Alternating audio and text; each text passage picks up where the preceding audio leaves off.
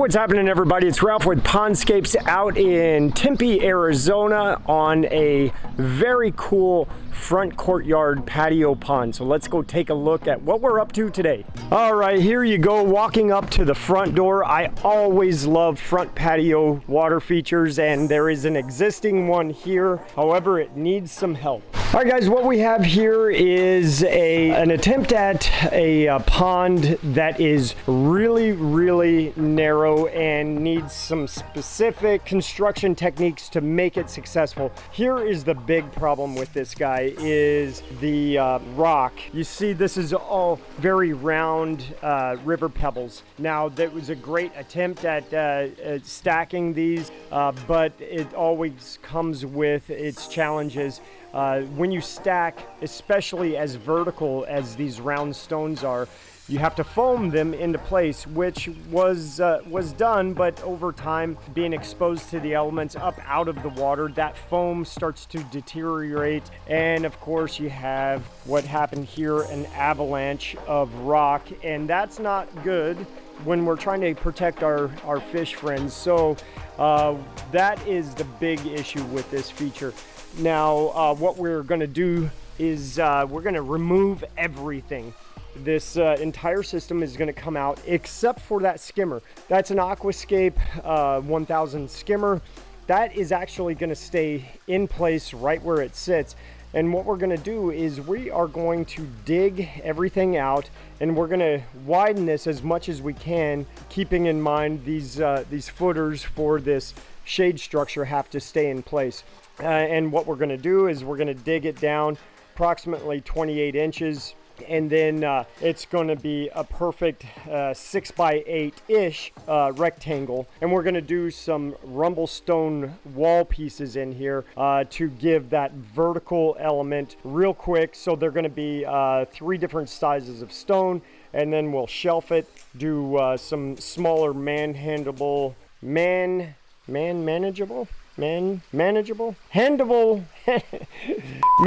boulders by hand to dress up our edges. We're going to put a new biofalls in here, a little smaller biofalls. Actually, this is a skimmer 400, but we're going to do a biofalls 1000, a smaller unit that sits a little bit more low profile. And we're going to also address this rock issue, avalanching on the back slider. So at this point, the homeowner, they can't even access the side opening because all this rock work has fallen down and you can't open that screen. So we're going to address that by building a wall that matches the interior of the pond. We'll build a wall right here, 15 to 18 inches high, and the waterfall will be just in front of that, a nice single sheet cascade down into the pond. So first order of business is to drain the pond, get this water over into our storage tank. We're going to put aeration over there for the fish, transfer those fish over. They're going to be in a nice shaded area, and then we can get to work to deconstructing this thing. Now, our big hurdle that we have to deal with is this access. It's wide enough for a rock dolly. However, we're not really hindered because the rocks that are coming in here are not going to be real big due to the scale of this feature. And we're bringing mostly block in here. Now here we have our sheets of plywood covering up this nice travertine patio. We're going to stage our block work over here and keep this all covered and secure so we don't damage anything and scuff everything up. So we'll stage our block in this vicinity. That way, when this excavation is complete, the liner's in place, we can just drop blocks right in, glue it all up, and get to cap rocking the perimeter and building that waterfall. And right over here is our rumble stone. So what we have is a paved stone rumble stone wall piece. This is a 7 by 7 piece. And then we have a 14 by 7 piece. And then also within this pallet, we will have a 10.5 by 7 piece. So this is what is going to consist of our wall. So They're nice and narrow, 7 inches wide. So ultimately we're taking up about 14 inches of interior space, but it's going to be completely vertical. So that'll maximize the swim space available for the fish. And then we will do some boulder work on top of those to kind of give that natural top appearance coming out of the pond.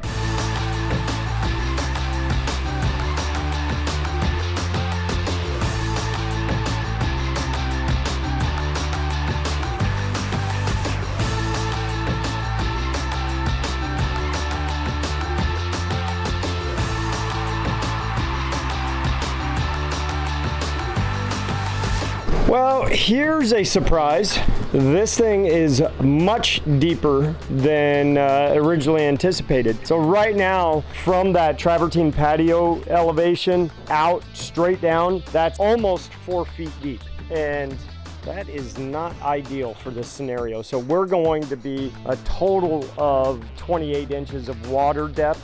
And we're taking out way more rock than we anticipated. So here, this is what you run into whenever you're doing a pond remodel. You never really know how things were built and installed. So you got to go into this ready for some surprises and hurdles.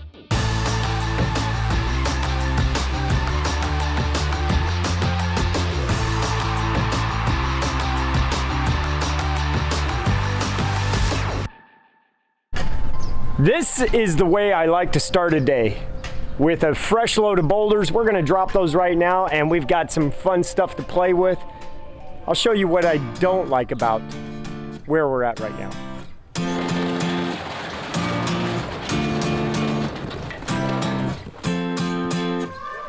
All right, so this is really all we're using for boulders on this. I got some specific rocks because we're building that wall. I looked for a lot of stuff with flats, and so those will be on top of the wall. The rounder points will be exposed up above the patio. One issue with dumping rocks like that, sometimes they break. Actually, this was broken inside the trailer. Sometimes they have fractures in them and they get broken being loaded. But we got to look at the silver lining. I see this rock now with more opportunity the way that cut is made. That's a nice, clean, sharp edge. And the way this is a higher point, that can help hold water in. So I can see this rock being used as a cascade for the waterfall. So not always is it a problem or a sad day when we have broken rocks, right, Blake? That's right, bro. Here is the downside about this morning. Actually started yesterday afternoon. The guys called me, FaceTimed me, and showed me this surprise that we had under the old pond. Not only was the pond excessively deep with lots of rock on the bottom, now we're met with this concrete patio from years and years ago that the homeowners just didn't realize was still there. They had this travertine patio installed. Their assumption was that this stuff got taken out. So we've got another hurdle to jump over. So what we are going to do, we brought our concrete saw right over there. We have to cut right here and 90 over, and then we have to cut over there so we can maintain that excavation of that 5.5 feet that we wanted to do, so we can install that block work. Because if we just worked with the existing width, the pond would not be as wide as we initially hoped for. So that's got to come out.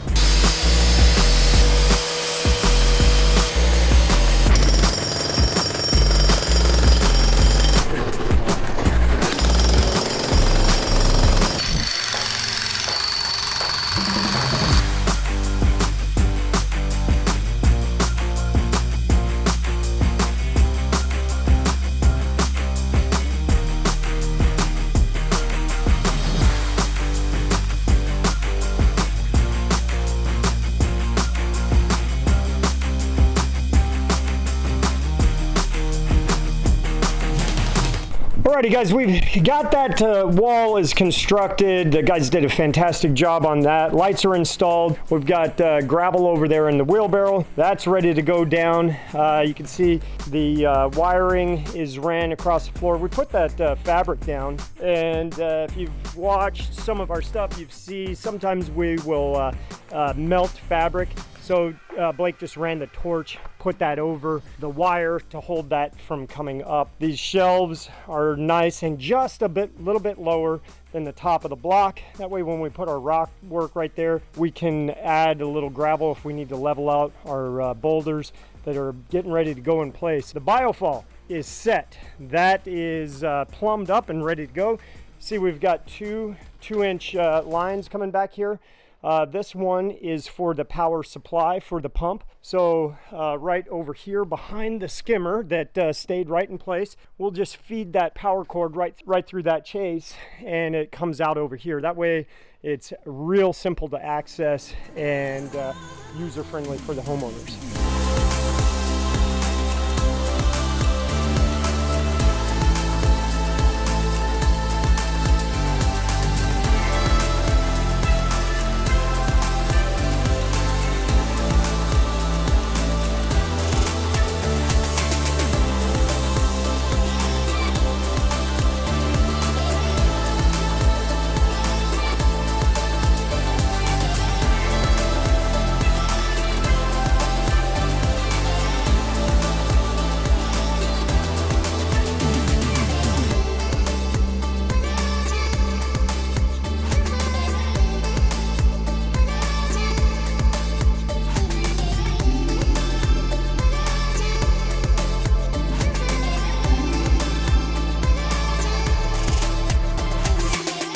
Alright guys, well, all about the hurdles. We have got everything finished. However, I did not do a good job of getting footage for you. Time lapse went great, but camera was sitting in the sun and got cooked, so it's finally back up in operation. That's the hurdles of building features in Arizona and trying to show you the step-by-step process. So let me walk you through what we came up with. All right, here you have it. Here is our small patio pond with an interior rumblestone wall, and the homeowners are super excited about the way that it turned out, and it fills this space perfectly, just what I envisioned. So we had that skimmer in place from the original pond. It did not move at all. We just attached new hardware to it, new liner. Everything is great there. We did have to drop in a pressure reducer because there is excessive water pressure here. And so that goes to our float valve that maintains that water level. So with excessive pressure, that float valve would not operate properly. So that's why we had to install that. But what we have is our interior wall that goes a nice rectangle around the pond and gives ample room for the fish to have swim space. If we would have built this out of boulders, as you know, you've seen the water features that we've built, got to have kind of a step. You stair step, almost like what you see right here. You're stair stepping up. Well, in a pond, you know, you're stair stepping down to make sure that they are structurally sound. We did not have that situation in the beginning with the original pond, so we wanted to make sure that this is nice and safe. So all of these boulders sitting on the top of the wall, the bottom sides of them are nice and flat, and they are well secured in place. So grandkids can come over and stand on the edges of them. We've been walking all over them all day, so no big deal. Now I like how this small little waterfall turned out just enough sound. This is an AquaSurge 3000 pump powering this, and that fits nicely inside that skimmer. What we had to do is actually also run new plumbing, and we did that in a way to where we could tuck that plumbing behind the wall under all these boulders and come into the back of the biofall. Also, we ran a chase line for the pump. You see this sleeve right here, that's a 2-inch flex pipe for the plumbing on pumps, but we have our electrical wire through that. That's on top of the other plumbing going through the biofall.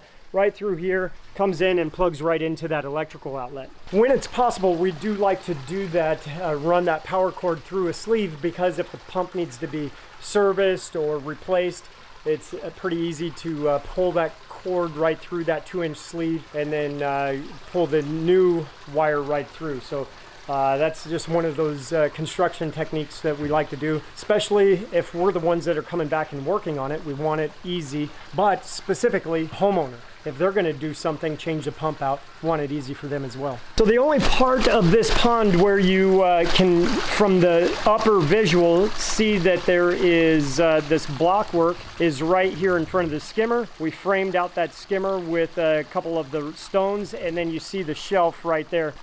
So that goes straight down. Water's a little murky, sorry, but that is gives tons of space, like I said, for those fish to have plenty of room to swim around and not be so cramped, and to be safe from rock work falling down on top of them. All right, guys, you know the drill.